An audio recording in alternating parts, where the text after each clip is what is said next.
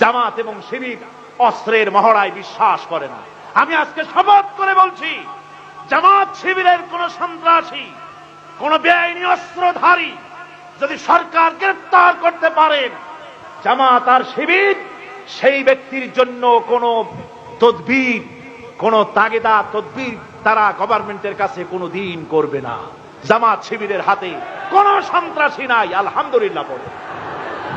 আমার বন্ধুগণ, আজকে তারা জামাত শিবির বন্ধ করে বলছে। আসল সন্ত্রাসী কারা? রাশেদ খান মেনন গুলিবিদ্ধ হওয়ার পর শখানেক গাড়ি ভাঙা হলো। গাড়ি ভাঙা হয় নাই? শখানেক গাড়ি ভাঙা হলো। একদিকে রাশেদ খান মেননের গুলিবিদ্ধের পরে শখানেক গাড়ি ভাঙা হলো। অন্য চিত্র দেখুন, অধ্যাপক গোলাম আজম।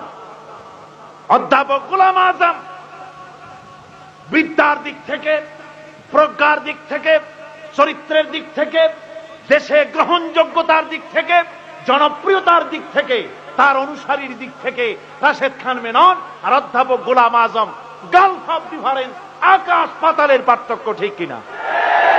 রাশেদ খান মেননের গুলিবিদ্ধের পর তার অনুসারীরা শখানেক গাড়ি ভাঙলো, আর অধ্যাপক গোলাম আজমকে গ্রেফতার করে নেওয়া হলো। হাজার হাজার কর্মীর চোখের সামনে দিয়ে কর্মীরা চোখের পানি ফেলেছে, কর্মীরা পুলিশের গাড়িতে একটা ঢিল মারে নাই। সন্ত্রাসী কারা, এর দ্বারা তা প্রমাণিত হয়ে যায়, ঠিক কিনা? আপনারা গোলাম আজমকে গ্রেফতার করেছেন।